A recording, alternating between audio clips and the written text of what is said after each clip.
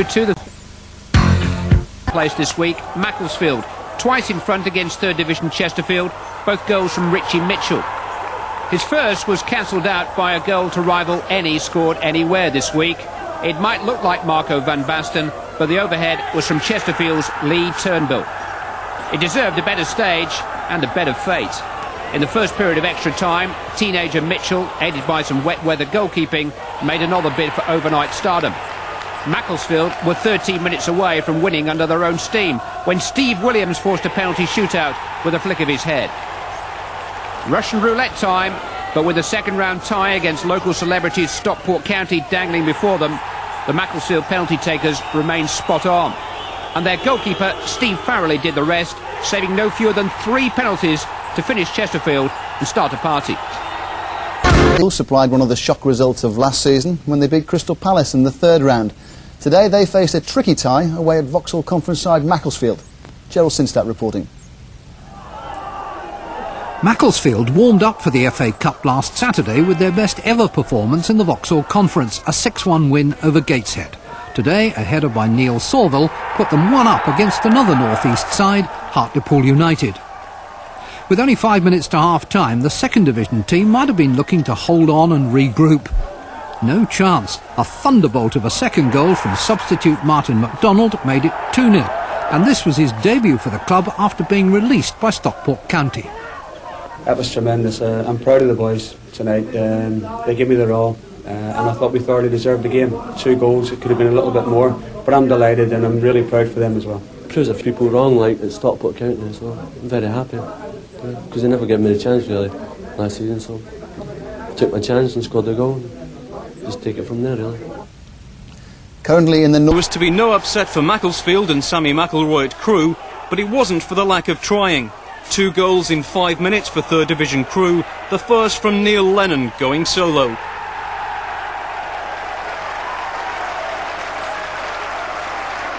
Then Gareth Wally tapped in the second from Martin Bootie's cross to seemingly end Macclesfield's hopes of repeating their first-round triumph over Hartlepool.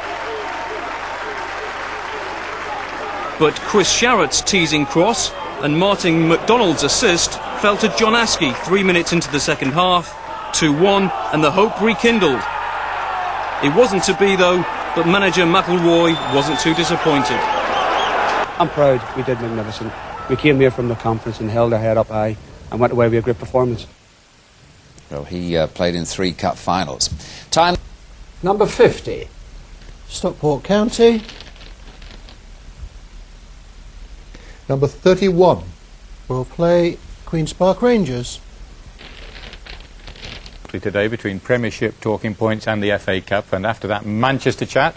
Who better to home in on for another of the day's FA Cup second-round ties than a former United favourite, Sammy McIlroy, now manager of Vauxhall Conference side Macclesfield Town, who are attempting to end 3rd Division Crewe's unbeaten home record this season. Phil Jones reporting this time. 1977, Manchester United's first FA Cup success for 14 years. Sammy McIlroy at last a big-time winner after almost a decade at Old Trafford.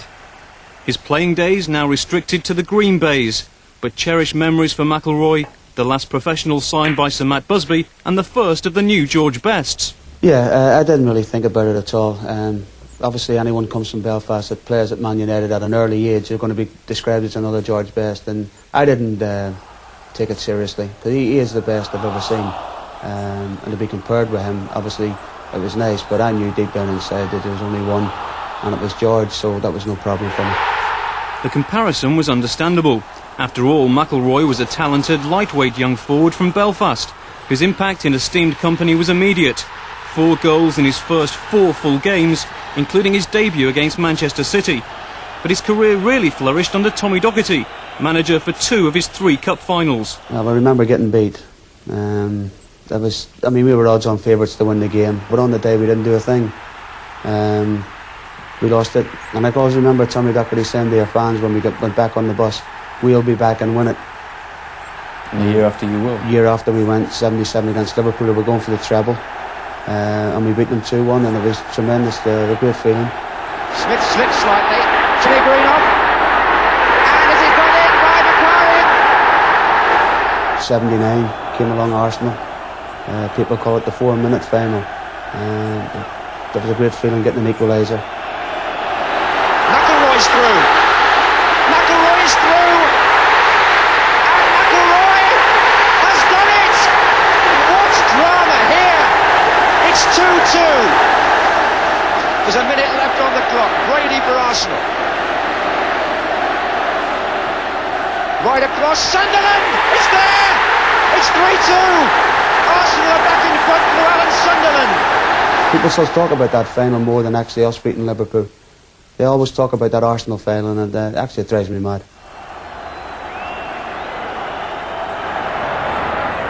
They're coming up now. He's got Hamilton in the middle. Well done, Jerry Armstrong.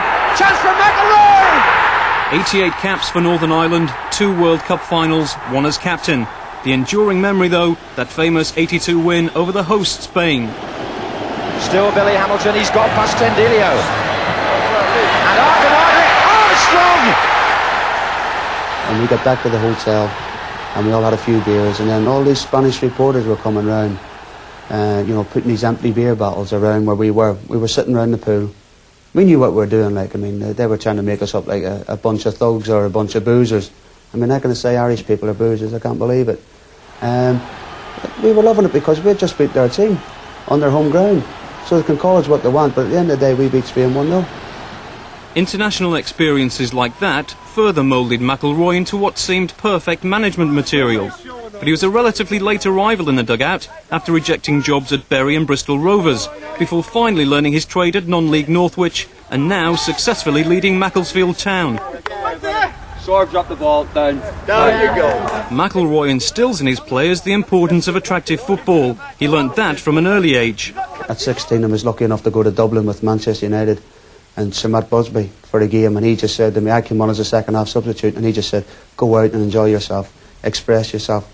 I mean, that's great. Macclesfield expressed themselves in the best possible way in the last round, knocking out second division Hartlepool. Crewe will be another difficult proposition.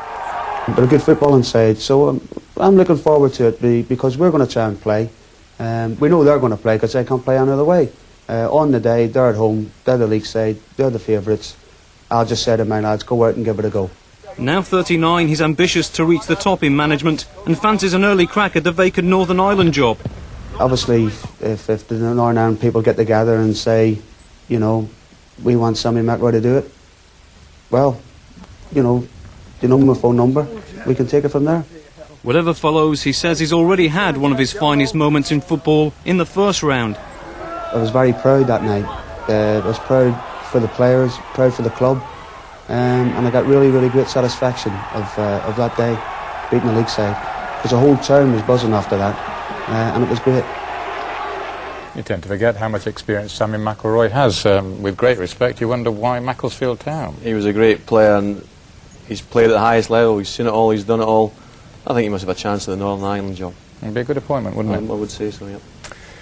There are 8. Aren't the only Vauxhall Conference side hoping that the United connection will see them through into the third round.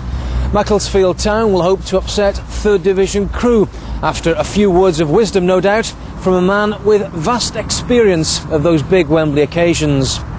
Macari scored the goal that won the Cup for United in 1977. Also in that side was Sammy McIlroy, who's now manager of Macclesfield, a club with great cup tradition.